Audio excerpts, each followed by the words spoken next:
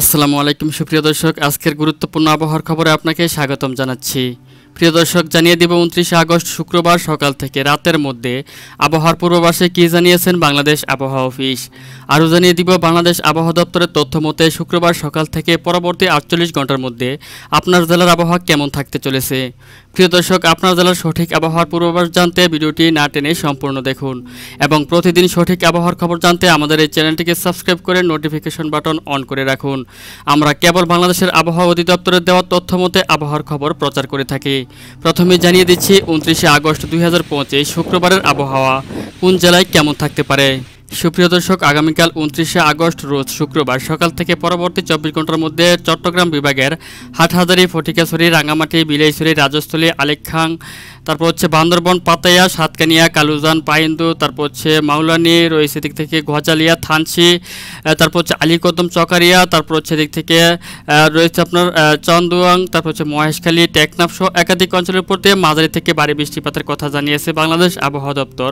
তাছাড়া এদিক থেকে আপনার সাজেক, তারপর হচ্ছে চেঙ্গি, ধিঘিনালা, খাগড়াছড়ি, লংগদু, মহালছড়ি, মানিকছড়ি, ফটিকাছড়ি, হাটহাজারী সহ একাধিক জেলাতেও হালকা থেকে মাঝারি বৃষ্টিপাতের কথা জানিয়েছে। তাছাড়া পুরো চট্টগ্রাম বিভাগের প্রত্যেকটি জেলার আকাশে মেঘলা থেকে মেঘাচ্ছন্ন থাকার কথা জানিয়েছে, তবে বজ্রবৃষ্টি অথবা ঝড়ের সম্ভাবনা নেই। এখন জানিয়ে দিব রংপুর বিভাগের আবহাওয়া পরিস্থিতি কেমন থাকবে শুক্রবার সকাল থেকে রাতের মধ্যে। তো ভিউয়ার্স, বাংলাদেশ আবহাওয়া দপ্তরের তথ্য মতে রংপুর বিভাগের পঞ্চগড়, তেঁতুলিয়া, ঠাকুরগাঁও, পীরগঞ্জ, দেবীগঞ্জ, জলঢাকা, লালমনিরহাট, সৈয়দপুর, কাহারুল, দিনাজপুর, রংপুর, চিলমারি, পীরগঞ্জ, বিরামপুর, তারপর হচ্ছে বালুরঘাট, পাঁচবিবি সহ অধিকাংশ অঞ্চলের উপর দিয়ে মাঝারি থেকে ভারী বৃষ্টিপাত বয়ে যাওয়ার কথা জানিয়েছে বাংলাদেশ আবহাওয়া দপ্তর। এখন জানিয়ে দিব সিলেট বিভাগের আবহাওয়া পরিস্থিতি কেমন থাকবে শুক্রবার সকাল থেকে পরবর্তী 24 ঘন্টার মধ্যে।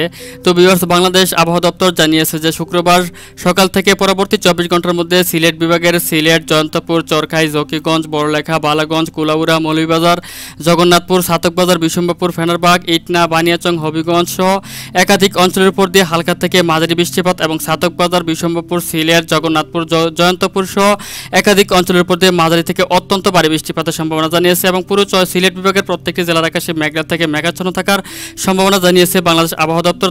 এখন জানিয়ে দিব ময়মনসিংহ বিভাগের আপনার শুক্রবার সকাল থেকে পরবর্তী 24 ঘন্টার মধ্যে ময়মনসিংহ বিভাগের কোন কোন জেলার আবহাওয়া পরিস্থিতি কেমন থাকবে। তো ভিউয়ার্স, বাংলাদেশ আবহাওয়া দপ্তরের তথ্য মতে ময়মনসিংহ, জলছত্র, ত্রিশাল, ভালুকা, কালিহাতি, বনস্টিল, ধামরাই, কাপাসিয়া, এদিক থেকে রয়েছে সিরাজগঞ্জ, সরিষাবাড়ি, রয়েছে দিক থেকে জামালপুর, নালিতাবাড়ি, তারপর হচ্ছে নেত্রকোনা, বাগবানা সহ একাধিক অঞ্চলের উপর দিয়ে মাঝারি থেকে ভারী বৃষ্টিপাতের সম্ভাবনা জানিয়েছে। তাছাড়া এদিক থেকে আপনার কটিয়াদি, কিশোরগঞ্জ, কেন্দুয়া, নেত্রকোনা সহ একাধিক অঞ্চলের উপর দিয়ে হালকা থেকে মাঝারি বৃষ্টিপাতের কথা জানিয়েছে। এখন জানিয়ে দিব রাজশাহী বিভাগের প্রত্যেকটি জেলার আবহাওয়া পরিস্থিতি শুক্রবার সকাল থেকে পরবর্তী 24 ঘন্টার মধ্যে কেমন থাকবে।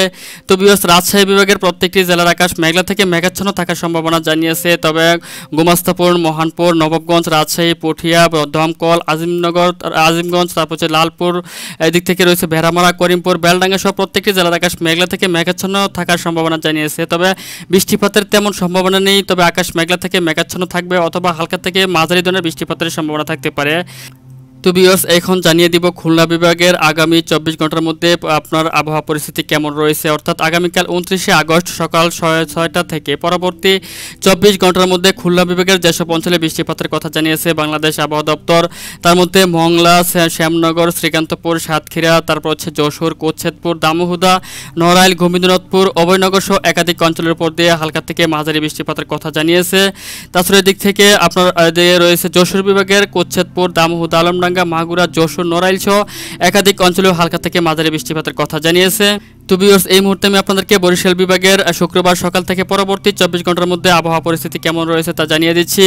তো ভিউয়ার্স, বরিশাল, মাওলাদি, ওয়াজিপুর, সৌরভকাঠি, জালকাঠি, রাজাপুর, ধুমকি সহ একাধিক অঞ্চলের আকাশ মেঘলা থেকে মেঘাচ্ছন্ন থাকবে, তবে এসব অঞ্চলে বৃষ্টিপাতের সম্ভাবনা কম রয়েছে, তবে এদিক থেকে মেহেন্দিগঞ্জ, ভুলা, দৌলত খান, তারপর হচ্ছে বুরহানুদ্দিন, লালমোহন, বাউফল, 10 মিনা, চরফ্যাশন, হাতিয়া, মনপুরা, এদিক থেকে রয়েছে ভরগুনা, কলাপাড়া, পাথরহাটা, মঠবাড়িয়া, জিয়ানগর, পিরোজপুর, তারপর হচ্ছে বেতাগি, রয়েছে এদিক থেকে দেখতে পাচ্ছেন সৌরভকাঠি, ওয়াজিবপুর, তারপর হচ্ছে কোতোয়ালিপাড়া, এদিক থেকে রয়েছে আপনার মাওলাদি সহ একাধিক অঞ্চলের উপর দিয়ে হালকা থেকে মাঝারি বৃষ্টিপাতের কথা জানিয়েছে। এছাড়াও এদিক থেকে কুমিল্লা জেলার আশপাশে চাটখিল, তারপর হচ্ছে জাকসিন, নোয়াখালী, চৌমুহনী, ধাগনবাড়িয়া, চৌদ্দগ্রাম, তারপর হচ্ছে লাকসাম, বরুড়া, কচুয়া, হাজীগঞ্জ সহ চান্দিনা, কুমিল্লা, বুড়িচং সহ একাধিক অঞ্চলের উপর দিয়ে মাঝারি থেকে ভারী বৃষ্টিপাতের কথা জানিয়েছে।